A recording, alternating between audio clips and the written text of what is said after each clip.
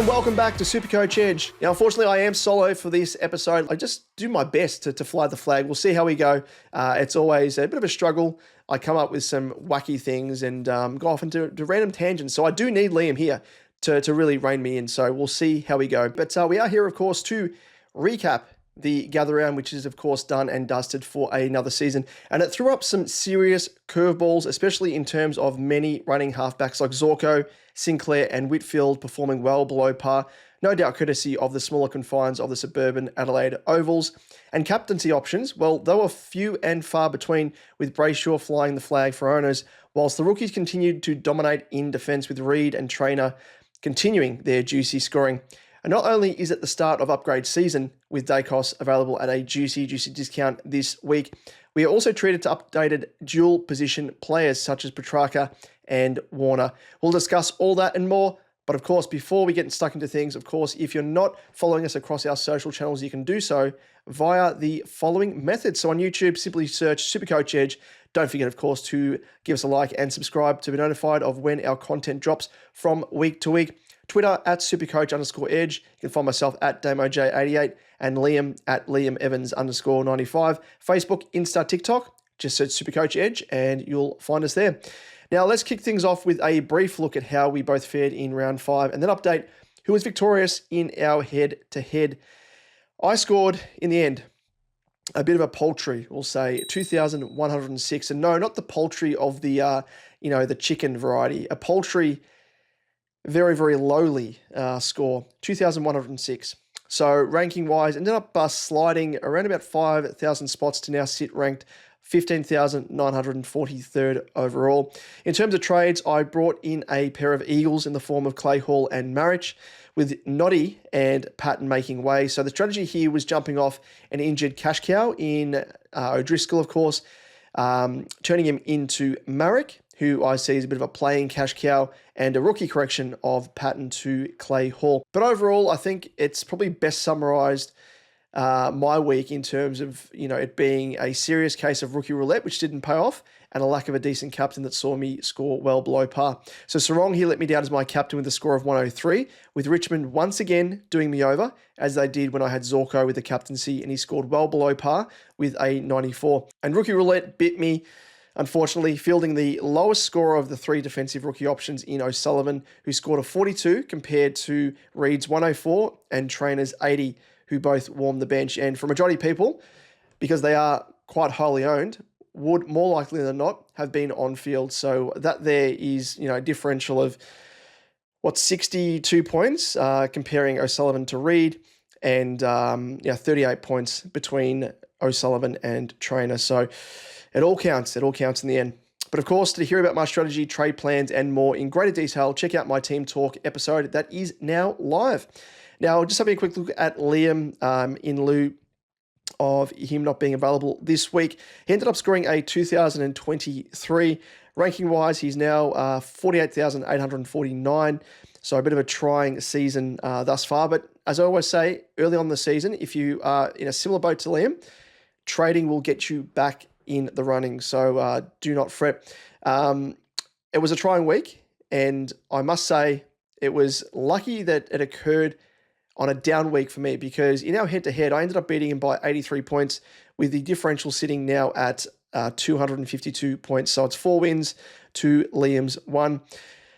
But now it is time to jump into the next segment. Of course, the favourite segment. It's quickly becoming our favourite, and hopefully yours as well. It is, of course, the segment where we recap the round that was with the round remix. Captain Loophole, double score dream, best 18 heroes, that's the ultimate scheme. Super coach hustle, points on the board, every player stats like a secret hoard. But now is the time to get your fix. It's the Super Coach Edge round remix. Round remix. The round remix, of course, as I said, each week we lay down an absolute banger of a track which best summarises the round that was. And this week, we're treated to the, 4th track in our Untitled album, which I think the working title now is Hits to Advantage, courtesy of one of our listeners sending that through via Twitter. So tip of the old cap to you, good sir. whose username escapes me, so apologies for that. I will track that down, but you know who you are. Now, this track, probably just for context, summarizes my week best, and I spoke about it just before with regards to gambling on which rookies that you think are going to score best, and that kind of dictating as to who you field at the end of the day. And for me, it was a serious game of what is titled for this week's song, Rookie Roulette. Let's press play.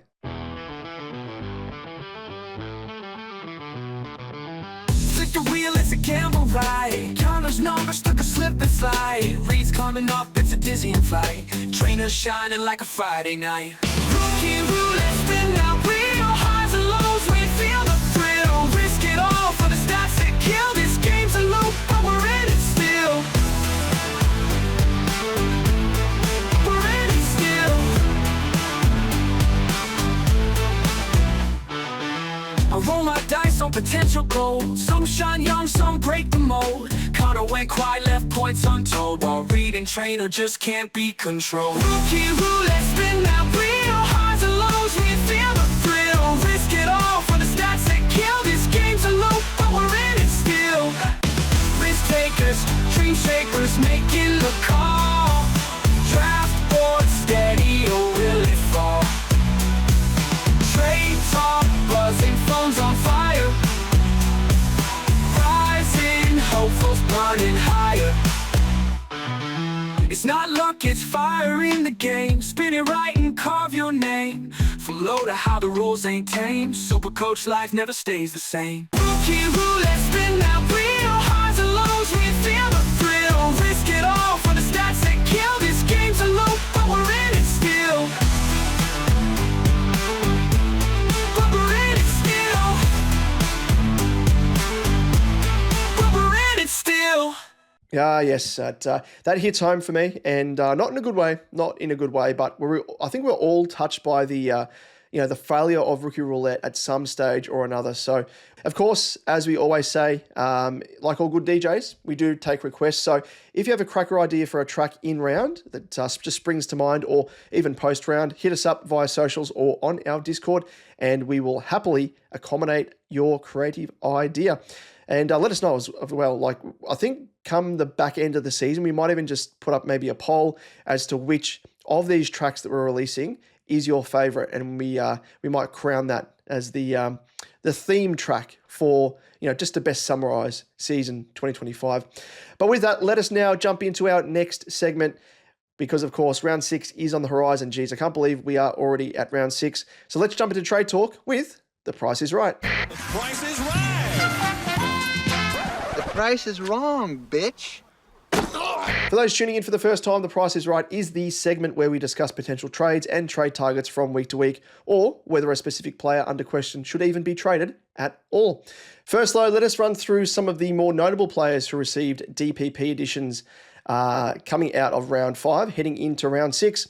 And we'll go by categories, probably the easiest way. So these include, of those players that received the mid-forward now DPP additions, it is Sam Lawler, Murphy Reed, Christian Petrarca, Jack McRae, Isaac Rankin, Levi Ashcroft, Sam Davidson, Dan Curtin, Jack Henderson, and Chad Warner. In terms of defender midfielders, we have now Finn O'Sullivan, Harry Sheasel, Connor Stone. Harry Sheasel, and then Connor Stone is a defensive forward, so he can swing between both ends of the field. And then defender ruck, which is only just one player, and it is Sam DeConning. And also a ruckman that now has forward eligibility, and it is Sam Draper, no doubt, off the back of him drifting forward and kicking a bulk of goals this season, to his credit. So a bit of a smoky there if you are in the hunt for, a bit of flexibility between the ruck and forward line. So with that in mind, let us jump into those that we need to move on.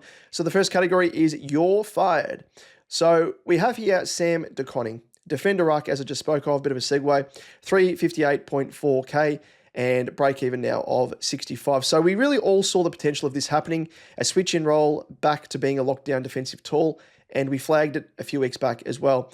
Oh, and we also said never to trust Chris Scott above all else, which rings true once more. After scores of 109, 74, and 50 as the side's number one ruck. He hardly set the world on fire anyway, but inconsistent scores of 50, 92, which was against, albeit the struggling Ds, and 57 tells the tale of his scoring prowess as a genuine defender. He isn't going to be a top 6 defender and certainly won't be a top 2 ruck, that's for sure, with his new DPP ruck position. So the time to correct him to a primo is now before he loses any more cash. So if you are an owner, I'd be looking to use him as a bit of a springboard to a genuine primo. And there's quite a few across both the rucks, as we know, and defenders. Moving on now to Jack Henderson, rookie, mid-forward, 166.9k with a break-even of 55. So started bottom priced, and he looked at, a half-decent cash cow prospect early days, but his decent scoring displayed in his first 2 games with 55 and 72 has decreased week on week, with then 43, 32, and 13 thereafter, which also resulted in him being subbed out of the game in his most recent round.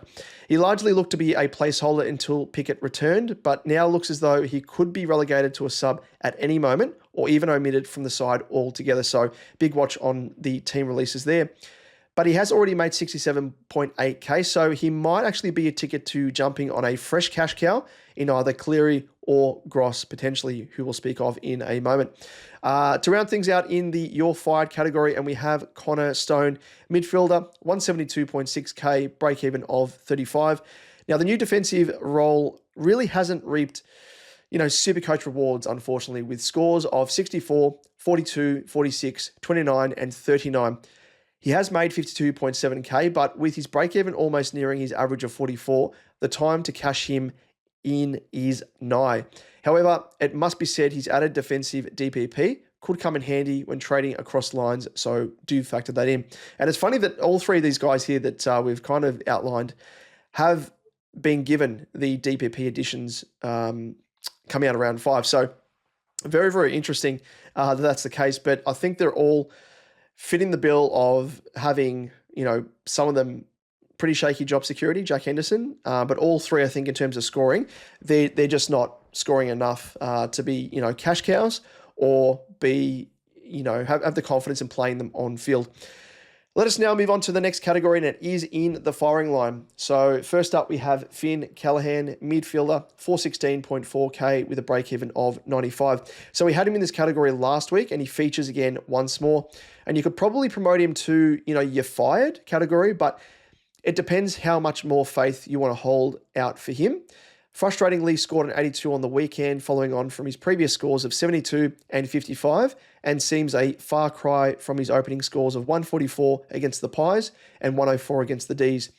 And this saw his price plummet 23.8k on the weekend for an overall loss of 25.2k. The positive sign is he is still getting his hands on the footy, with 24 and 25 disposals not really translating to SuperCoach points in his 2 most recent games.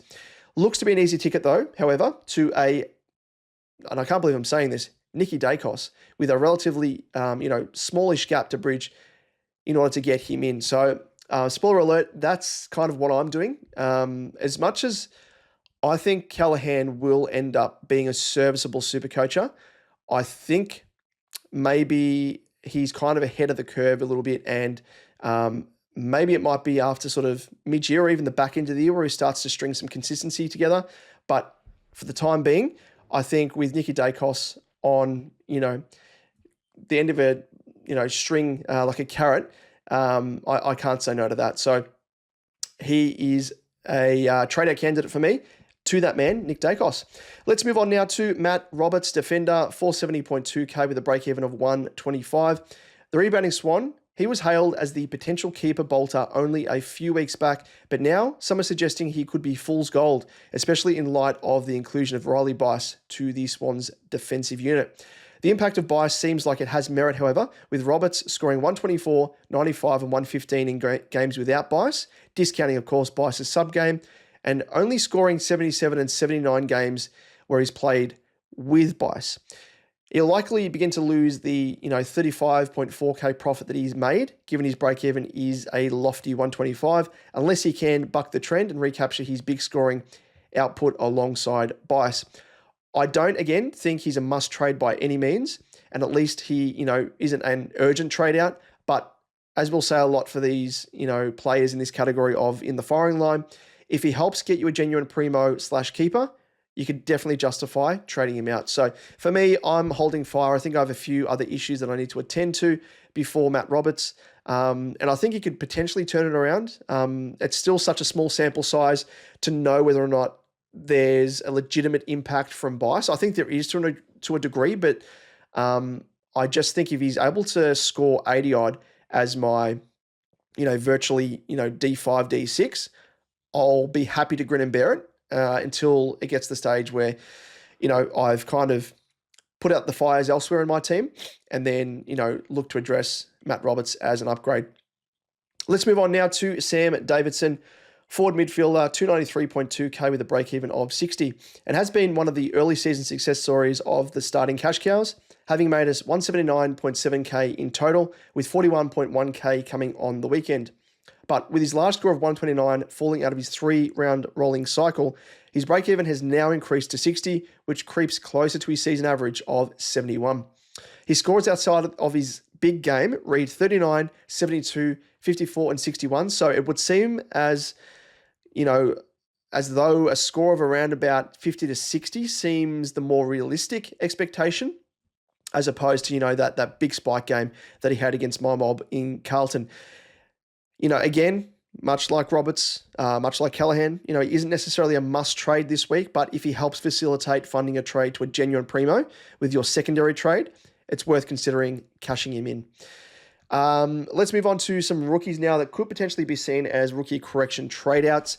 First up, we have Connor O'Sullivan, defender, 295.4k with a break-even of 31. So O'Sullivan has graced his owners, and I am one of those, thankfully, with a nice profit of 146.7k, but it seems as though his cash cow train is coming to a stop after a score of 42 on the weekend, which of course will stick around in his rolling price cycle for another 2 weeks beyond that. His scoring to date has been very solid with scores of 48, 88, 77, and 103 in his first 4 games. And as we know, you only need one spike score to kickstart your cash generation once again, and it's entirely possible that he could, given the high scoring that he does have in his wheelhouse. But a trade down to a Cleary, using, of course, DPP swings, gives you 171k, which is more than enough to fund another primo trade-in. So if you're trying to, as I said, opt for, a Nicky Dacos or the like, and you need to free up a fair chunk of coin, he could be one such cash cow that's sort of fattened up that you could trade in order to do that. Moving on now to another Ian Christian Moraes, midfielder, 201.8k with a break-even of 36. So with his spike score of 94 in his second game, now out of his 3-game rolling price cycle, his break-even will begin to increase from here on out unless he has another big game. He's increased 88.3k to date, and indeed is someone who you could hold for longer, given the achievable break-even. The bigger question, though, is whether he can keep his spot in the port side longer term. But if you need to colour fatten rookie in order, again, sounded like a broken record, if you need to colour fatten rookie in order to free up money to fund that upgrade of another trade, he could be one to consider. And to round things out for this category, we have Isaac Kako. So Wacko for Kako, forward mid, 191.7k with a break-even of just 15. Now, we spoke in the preseason of Kako being a slow burn cash cow, and he has certainly been that, having only increased 42.2k overall.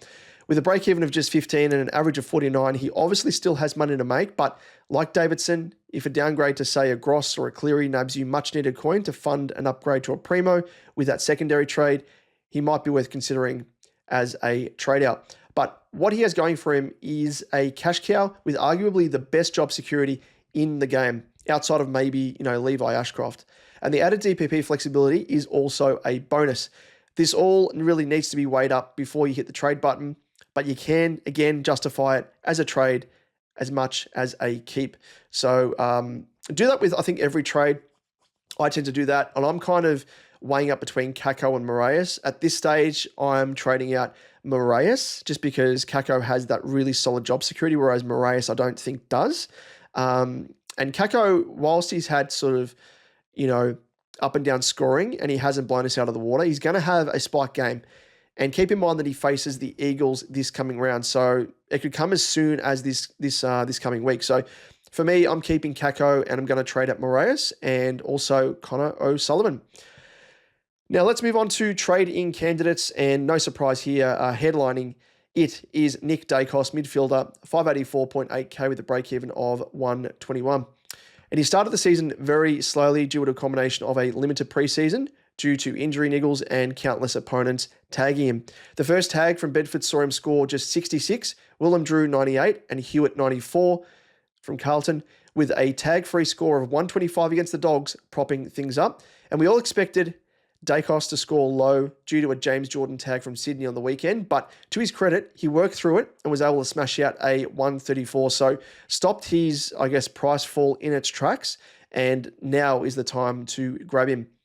And now also has, most beneficially, a run of games where he should be relatively tag-free and bottomed out in price, having dropped, as I said, 46.6k, so now looks the right time to jump on.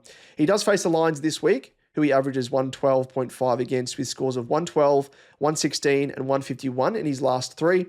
And this may indicate you could potentially wait a week if you had other more urgent areas of your team to address first. But if he, isn't on your radar this week, I would certainly make sure that he is next week. So again, not really a must trade, but I think for where my team's at, and in terms of upgrade targets and everything else, trade cadence, it just makes sense for me to bring him in this week, especially with that, half-decent matchup that he has against the Lions. Moving on to Max Gawn, obviously Ruckman, 582k with a break-even of 81. And it's been two big back-to-back scores of 122 and 145 that could indicate the bearded one is well and truly back. For those looking to eye him off, now could be the week with an achievable break-even of 81, considering his average is 110.2. And having dropped 86.9k, he comes at a massive discount for those in the market for a ruck. And pleasingly as well, has a decent run of games coming up with Richmond, who he has scored 162, 174 against in his last two games, and West Coast, who, as we know, TDK was able to score a very easy 118 against in what was a very ordinary game for him. So just imagine what Gawn could do, at sort of half power, if you want to say that. So again, I just want to remind people as well, and if you need to make a note of this as well, heading into next season, please do so, because Gawn, as we remember, only 2 weeks ago, for owners, was being, floated as a trade-out prospect. At the time, we said, do not do it, back in your primos, and again, this is the reason why. It's just, you need to keep it in mind and learn from, if you are one of those people, it's fine, it happens. If you're early in your SuperCoach journey as well, even more so, you just kind of learn from these mistakes. So as I said, if you need to write it down, if you need to make some sort of mental note, please do so, because that's what I've done across the journey. And that was why I was so big on holding Horn Francis as one of those, fellow primos that was being spoken about as a trade out prospect. Let's move on to Zach Merritt, midfielder, 613.6k with a break-even of 137. So you're probably thinking, why are you talking about Merritt? Put it in H, Zach Merritt, as a trading candidate. Well, get this. He could actually smash that break-even, because after a slow start with a score of 89 against the Hawks in round one, he has since scored 145, 106, and 124, all with super high disposal counts of 35 plus in most of those games. The extra string to his bow in 2025 is that it seems his ability to drift forward and kick a goal is a big, big bonus. So he's kicked 6 goals and, most importantly, had 10 scoring shots overall in his first 4 games. And we've spoken about the consistency of Merritt previously and his ability to finish as a top mid so often from almost year after year. And now things truly ramp up for him when we look at his upcoming fixture. So he faces West Coast with scores of 135, 121, and 110 in his past 3. Collingwood with scores of 145, 127, and 133 in his past 3, and North Melbourne, who he scored 94, 96, and 137 against in his past 3. So again, he could go on a big tear of form, similar to what we've seen with Brayshaw, really good matchups and in some really nice form as well. So keep him in mind. Next up, we have Christian Petrarca, mid-forward eligibility now. He has that new DPP. 483.2k with a break-even of 10. So as I said, freshly minted with that added forward eligibility, courtesy of more time spent inside 50. And it's given us yet another option to consider up forward. But the question is, could he be considered a forward keeper as an eventual top 6 scoring forward? Well, on current form, signs point to no, considering his current average of 88.8 has him ranked 21st of those forward eligible players. And he has struggled with just 600 plus scores from 13 games in 2024, dipping from 2100 plus scores in 25 games the year prior. And now it seems that, I guess that part of his game has dipped even further, having yet to post a ton across his first 5 games with scores of 98, 78, 80, 92, and 96. So he's come very close, but hasn't, I guess, surpassed that point. So close, but no cigar for you, Track. Surprisingly, his CBAs are at 59%, which is up from 56% in 2024 on average. And it seems as though his scoring struggles stem from a career low disposal efficiency of 61%. So it does, I guess, give an insight into improvement that could come in Petrarca's game, which will elevate his average for the remainder of the season. So if you can clean that up, there is wiggle room to improve his overall average, as I said. But can he increase his average to push 104.2? And I say that because currently that would put him at the 6th best scoring or averaging forwards at the moment. So we'll have to wait and see. But given his solid scoring history, there is hope. It's just whether the performances of Melbourne are dampening his scoring prospects overall. But the upside is that he does face Richmond and West Coast in 2 of his next 3 games. So very, very nice for those people that are keen on Track. And to round things out for this category, it is Ned Long, midfielder, 280.6K with a break-even of 28. And he's been spoken about in different circles. SuperCoach Pro is definitely one. SuperCoach God, fellow content creators as well. I know he's a Collingwood man, so I've probably spoken with a little bit of bias and probably more with his heart compared to his head. But we will mention Long because he is a definite option. And Long, unfortunately, is renowned to be the sub candidate more often than not during his time at the Pies. And it seems his impressive game, though, where he scored 114 points on the weekend against the Swans, will finally see him avoid the designation of being the sub. Now, I know that. It's because Craig McRae himself said it in his press conference.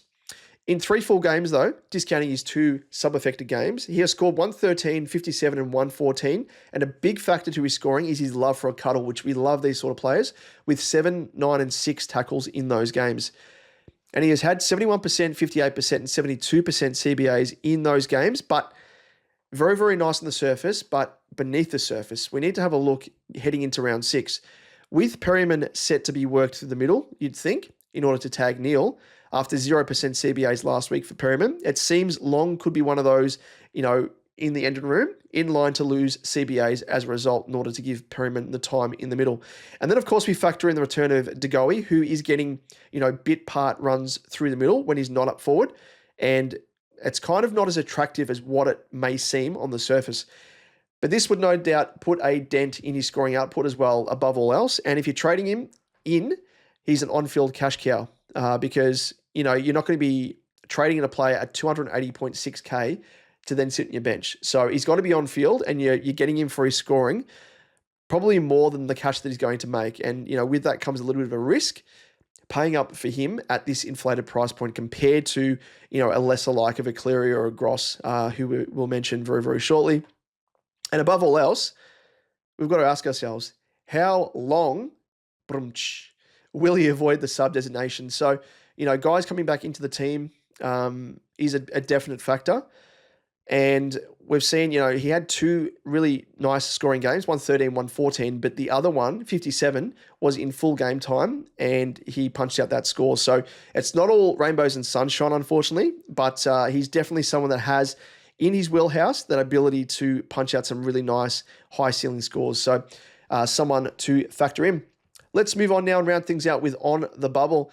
And first up, we have Caden Cleary, forward, 124.1K with a break-even of negative 73. Has had decent showings in his first 2 games with the scores of 66 and 81. And most pleasingly, it looks as though he loves a cuddle as a pressure forward with 6 and 7 tackles, which, as we know, helps build a player's scoring floor. Also looked to roam further up the ground as well on the weekend with 9% CBAs for a bit of a taste in the middle. Has the opportunity to extend his time at senior level, especially with Papley out, who's probably his direct competition for another 5 to 7 weeks with that foot injury. So his job security looks solid enough, at least in the short to mid-term. With his juicy low break-even, a score of 50 will see him increase around about 50K in price. And off the back of that, I think he's well worth considering. Moving on to Tom Gross from the Eagles, midfielder, 113.5k with a break-even of -65. Had a spike score in his second game with that score of 82, following on from his 51 first up. Has really high reps internally and looks like he could get extended opportunity at senior level in the engine room with 66% and 74% CBAs, which is an insight into the responsibility they are giving him with such a sizable role in the middle at the Eagles. And in a developing Eagles side, look to see him continue getting an opportunity longer term as well. So he's probably someone that I am quietly confident in. Has shown that he can score half decently, very, very similar to Caden Cleary, but not being camped in the forward line. I think of these two players, I am more keen on Tom Gross, I think, of the two, just based on role. Moving on to Sandy Brock, another Eagle defender, 99.1k bottom price with a break-even of -60. He burst onto the scene with the first up 80 and then tempered expectations with a score of 39 in his second game, which is probably more in line with expectations being a young key lockdown defender. His opportunity came off the back of McGovern being injured, largely, and given he is listed as a test for this week, he may not even get the opportunity to play his third game this round, or could perhaps make way in the near future. So he's probably one guy who, yes, he's got a really nice break-even, negative break-even, but I think in terms of opportunity, job security, everything else, even scoring output consistency, I think he kind of ranks very, very low in terms of all of those categories. Let's move on to another one in Saad El Hawley, defender midfielder, 119.9k with a break-even of -11. He started as a sub in his first game, scoring 19 in limited opportunity, and in his second game was able to play a majority of the game courtesy of an injury to Brian, scoring 67. A plus is the fact that he has defender midfielder DPP for added flexibility, just in terms of coverage, but also, when it comes to upgrade time as well. However, starting as a sub in his first two games doesn't bode well for his cash cow prospects if this continues to loom over him, as it'll disrupt his ability to make cash on a consistent basis due to low sub scores. So something really to consider off the back of that. Moving on now to Will White as a forward, 99.1k bottom price with a break-even of -23. Now, his role as a pure small forward doesn't bode well for consistent scoring, as we've seen with Kako, and his two starting scores of 29 and 53 definitely reflect that. Only appeal is his basement price, but, his job security is super shaky considering Carlton are currently running with surplus small forwards, and I have no idea why. I can't answer that question, even as a Carlton supporter, but we've got Motlop, Durden, Fogarty, and Will White in the team. So someone I think will have to make way, especially with Blake Acres returning this round. To round things out, we have Tom Cochrane, midfielder, 99.1k with a break-even of -6. And the father-son selection was restricted to a score of just 9 after being named as a starting sub in his first game, but with a full game was able to score 56. Pleasantly was able to work his way back into the side after being dropped for a week in between, but the fact he was seen as expendable so early should ring potential alarm bells for his job security longer term. The only appeal here is his basement price, but it isn't worth it with a lack of job security. So, I thought we'd mention him because he is, of course, on the bubble, but bubble butt. Bubble butt. Bubble butt. Hey, yo, what the fuck? Anyway, just popped into my mind. And I'll throw myself off here. That's the end of The Price is Right, chatting about all things trades. And now it is time for our next segment, of course, where we whip out the captain's hat, whack it on our scones, and say, I'm the captain now. Look at me. I'm the captain now. Yes, in I'm the Captain Now, we chat about what VC and C options you've got for the upcoming round of SuperCoach, those, of course, which are the hottest, just hot to touch. As always, we've scrounged through the data and found the best options for you to consider and narrowed it down to our top 5. So first up, we have Nick Dacos, and Dacos, as I mentioned earlier in the episode, faces the Lions in a favourable matchup, averaging 112.5 against them, with recent scores of 112, 116 and 151. Comes off a score of 134 after being tagged by James Jordan against the Swans, so maybe signs are there that he may have found ways to break tags and should have the freedom to do as he pleases against the Lions with, I don't think any tag they will be running with against Dacos. Very, very strong consideration first up in the first game for round 6. Next up, we have Andy Brayshaw, and comes into this clash with the struggling Ds in incredible form with scores of 101, 106, 131, 135 and 155 to start 2025. Also scored 137, 89 and 127 in his past 3 against the Ds, so could be in for another big game. Moving on to Zach Merritt, put it in H. If you're an owner of Zach put it in H Merritt, he surely is almost captaincy lock territory given his history against the Eagles, which he holds an impressive 114.7 average against. And you're like, oh, okay, that's not bad. It's in 13 games. Across 13 games. Incredible. His recent scores against them, just to drive this home a bit further, recent scores read 121, 135, 110, 143, 111, 119, 125 in his past 7 encounters alone. Absolute juice. So if you're an owner or if you're I guess, newly acquired owner of Zach Merritt, then I think look no further. But a guy that also has an incredible history against the team that he's facing this weekend is Noah Anderson. Faces Richmond, and in 5 games against them, he's averaging a massive 134.8. These include scores of 122, 128, 144, 154, and 126. So all, of course, captaincy-worthy scores. So if you're somehow an owner of him, which I think his ownership's a bit lower, I would definitely be considering him on the basis of that. And to round things out, a bit of a left field one, considering not so much the name, but just his recent form line. It is Lachie Neale and comes into consideration based on matchup alone, with recent scores of 123, 129, and 102 in his past 3 against the Pies. But after struggling to break tags across most of 2025, could the Pies send Perryman to him to do a job? Which I think may be the case. So if I was an owner of Neale, I probably wouldn't do it. But having said all that, if he can avoid a tag, I mean, he presents himself as a bit of a left field VC option, given most would be scared off by his recent scores.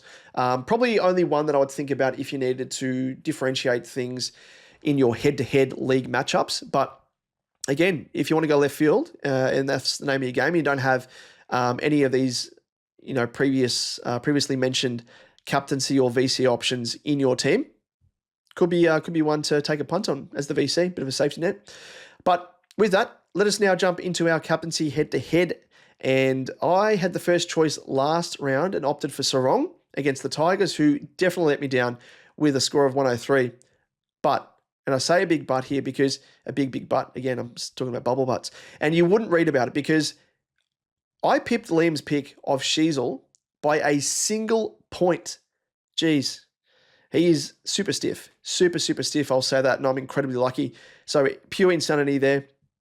On to our head-to-head. So I am 3 wins to Liam's 1, and the differential in points is 47, of course, only adjusting by that one.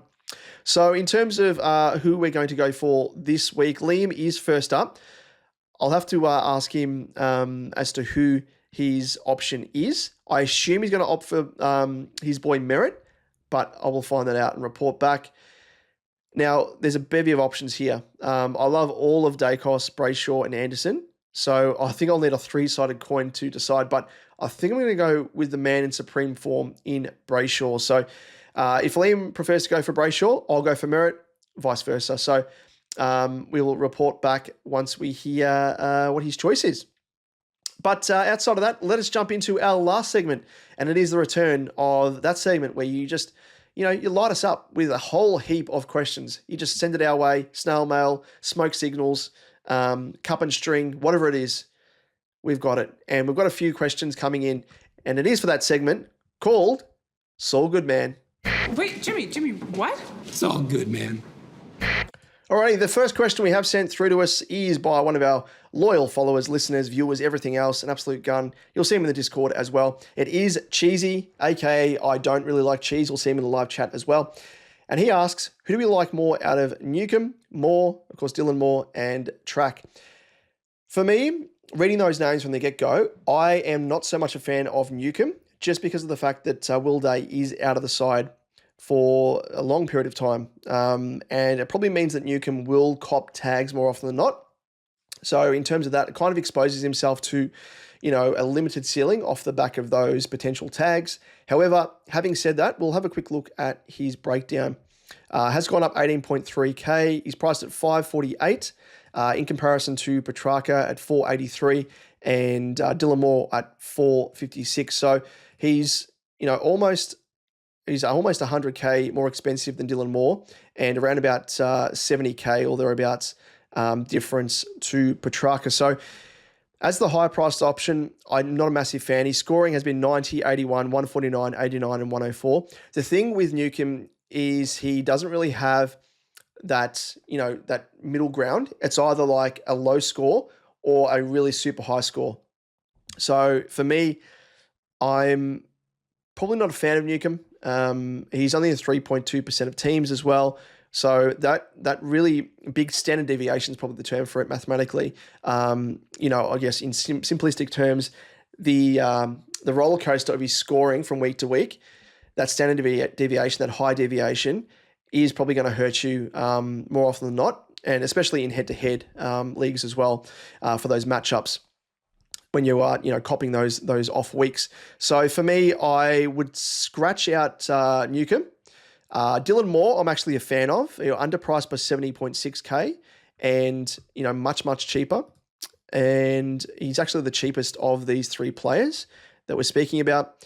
Has a really, really nice run coming up as well. I mean, you can apply this to Newcomb, obviously, both Hawks players, but faces West Coast and Richmond in two of their next three. In fact, faces Melbourne after that as well, if you want to factor them in as a bit of a bunny team that's struggling. So three of the next four, West Coast, Richmond, and Melbourne. So really, really good. Scoring-wise, 90, 94, 57, 84, and 101. He's actually starting to get some CBAs now off the back of Will Day being injured. Let me just have a quick look at DFS Australia. Previously, looking at Dylan Moore, when he was getting more CBAs, there was a slight increase in score, but nothing major. But still, it is a positive to come out of things.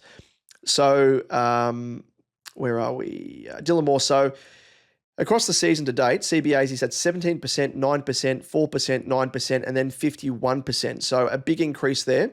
And probably no surprise, again, limited sample size, but that's the only game that he scored over a ton in of all those 5 games. So it probably indicates that there will be an uptick in scoring floor, and so more of a solid floor and potentially a higher ceiling off the back of that. But analysing his game, he kind of needs goals to provide more of a floor for his scoring from week to week, looking at previous seasons when we spoke of him in the preseason. So for me, I do like him, especially at that price point. If he was at his starting price at 520 odd, there's no way I'd be touching him. But at that discount, 456.1K, I do like it. I certainly do. Just got to ask ourselves, he's going to be a top 6 forward. I think he was last year. I don't know if he will be this year. Maybe. But probably neck and neck with Petrarca. If you're going to go for both of these guys, I don't mind track either. 483.2K. He's lost 73K on his starting price, so obviously good value. We spoke about him as well in that trade segment, so we won't go into too much detail, but again, his ability to have a high floor is kind of fallen away a bit. He hasn't scored over 100. He's come close in 3 games, so you could probably count those 3 games as maybe ticks for 100 scores. So in that context, maybe things aren't as bad as they seem with Petrarca. He's still getting CBAs. His CBAs are a slight increase on what he was averaging last season. So there's enough there to indicate that he could be a very nice selection. He just needs to dispose of the ball a little bit better. So in summary, a long way of saying cheesy, I would be going for, I think, Moore or track is probably a coin flip, and I'd scratch out Newcomb in all honesty. But yeah, I do like Moore because he's cheaper than track. If that helps you in terms of, saving a bit of coin to then fund another trade to a primo, then you'd probably go for more of a track, given the current price point they are currently in. Let's move on to the second question that we have from More Pointy on Twitter as well. Says, should we already be aiming to upgrade each week? Feels like that's what most are doing. I think, trade season probably starts now, if not next week. I think people are starting now because of the fact that, as I spoke of, the likes of Petrarca, Moore, Nicky Dacos, these are virtually fallen premiums. I think Dacos is definitely more of a premium compared to Moore and Track. So it's just, I guess, circumstances dictating that people should be upgrading now.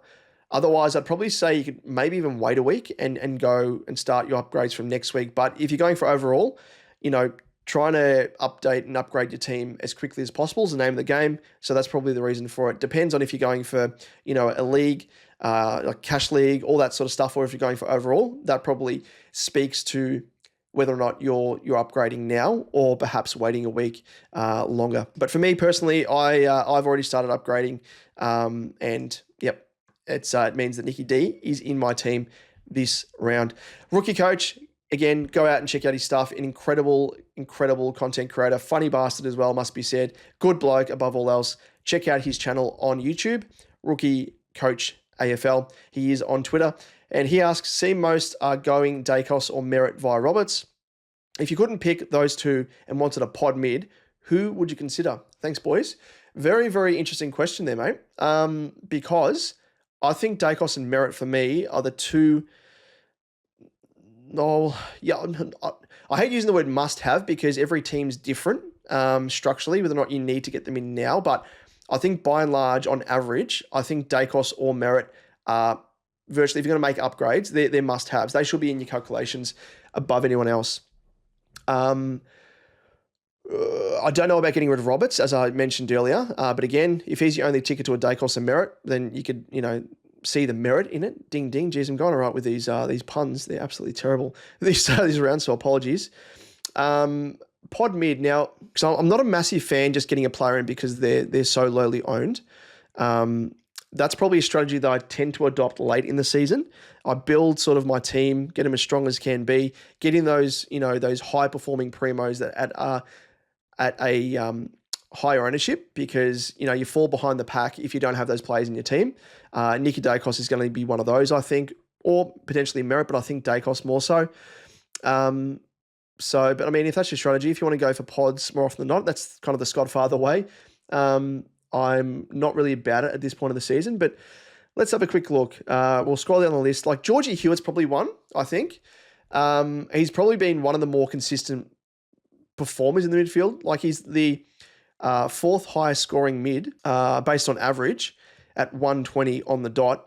And his scoring reads as such. 94, 123, 126, 125, and 132. So I reckon, and as a Carlton man, I can say with authority that he's probably in the best form of his career, not just, in his time at Carlton. He's actually been really, really good. High disposal numbers, pushing 30 disposals and getting high tackle counts as well, like 8, 11, 9, 6. Only had the one against West Coast, but yet still scored 132. In terms of relying on people in the injury room at Carlton, there's only really Cripper. And Georgie Hewitt's kind of that hybrid where he can play in and under, he can play outside. He's a great defensive player, as we know. He's a nice tagger. But I think he's shown that ability. Like the game he played against Collingwood when he was sort of tagging Dacos, he still scored 125, had 29 disposals, 2 marks, 6 tackles, 2 frees, 4, 3 against, and kicked 2 goals, 1. So probably propped up by those 2 goals that he kicked. He's only kicked 3 for the season across 2 games. But yeah, for me, if I was going to go for a pod, I would be looking very, very closely at him. Only in 2% of teams as well. So a super pod. Outside of that, just scrolling down the list, Sammy Walsh maybe, but there's only really that one big game that he's had, 141 on the weekend. It was only against the Eagles. Apologies, Eagles fans, but it is what it is, really. So I'd like to see some, nice sample size of form consistently from Sammy Walsh before I would get him in. And he's one of my favourite players. So 1.8% ownership. Probably wouldn't go for him yet. Ed Richards, 113. I know Scottfather traded him out, which was interesting. But his scores have been like thereabouts, 119, 105, 76, 97, 113. Like he's dropped 30.4K, but he's still averaging, half decently considering. And I think that's about it. There's no one else really that stands out. Yeah, we'll leave it there. Or maybe Tookie Miller. He's kind of recapturing form that he's had in previous seasons. He scored 128, 127, 108, 106. Faces Richmond this coming round, only in 1.9% of teams. And one thing I wanted to touch on as well was obviously George Hewitt as well. Faces North Melbourne this coming round. So could and should do a number on them. So keep that in mind if you're looking for a pod. Hopefully that helps you, rookie. Let's see if there's any other questions that have been filtered through. Again, I spoke of him before. He speak of the devil and he shall appear, as they say. It is SuperCoach Pro. Let me grab this question here. Green, Sarong, Dacos, Rail, 1 to 4. Who you rate for mids? Pod, forward, Draper, or Moore? Okay, I would go for Moore because he's got that that really nice historical average, where he kind of is able to score well enough, regardless of whether or not he's getting mid-time or getting forward time. I think with Draper, he's kicking those goals, and that's kind of providing a bit more of a base. However, as well, on top of that, Nick Bryan, who's gone down and he's out for the season, he is someone that was putting a little bit of a cramp on Draper in terms of the amount of time that he's spending in the ruck. So something to factor in there. But I think Moore just ahead of Draper. In terms of ranking 1 to 4 of Dacos, Rowell, Sarong, and Green, that's really hard. That's really hard. If you're talking about it in terms of trade-in options or guys that I think will be top 6 come the end of the year, I think Dacos is probably one that I'm most confident in, followed by Sarong. Sarong hasn't hit the heights of what we're hoping him to thus far, but what we've seen is a really solid floor, and we spoke about it in the preseason. He's flashed that again, and that really shows massive upside. So he's kind of someone that I can hang my hat on from week to week, of at least knowing that he's going to ton up every single week. And if he has a really, really big breakout game, which off the back of Brayshaw being in really good form, I do expect a lot of teams to put the tag on Brayshaw from here on out compared to Sarong. So it might allow Sarong to have a little bit more time and space. So for me, I would rank them Dacos, Sarong. Rao's kind of, we saw last season where he had that really purple patch of form and then he fell away. I'm a little bit wary off the back of that, but he's a different beast this time of year. He's stripped weight. He looks really good. He's moving well across the ground aerobically. So I do like him. And Tom Green, I like as well. So I'd probably say they're neck and neck to sit on the fence there. So I'd go Dacos, Sarong, Green, and Rowell, who are alongside each other. So 1, 2, and 3 combined is Green and Rowell. Hopefully that makes sense for you, SuperCoach Pro, mate. Hopefully you're well, and congratulations again for the good news in your life with the birth of your youngster in the SuperCoach Pro Mini Junior, we'll call him. So great work to yourself and your partner, mate. So all the very best there. So that brings us to the end of the show. But before we go, let's just round out where our listeners can find us across our socials. YouTube, of course, simply search SuperCoach Edge. Don't forget, of course, to like, subscribe, and hit the notification bell as well to be notified of when our content does drop from week to week. On Twitter, at SuperCoach_Edge. You can find myself at DamoJ88 and Liam at LiamEvans_95. Facebook, Insta, TikTok, just search SuperCoach Edge and you'll find us there. And a little disclaimer as well, or a little, I guess, housekeeping. If you are keen to send through a message to us, feel free to do so.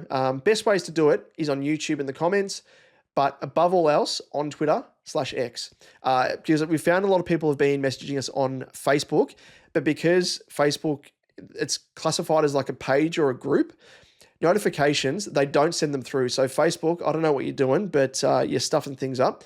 And there have been some, and we feel terrible because there are some questions that have been posed to us and we don't realize that there've been questions sitting there until after the round is actually completed. So again, hit us up across socials.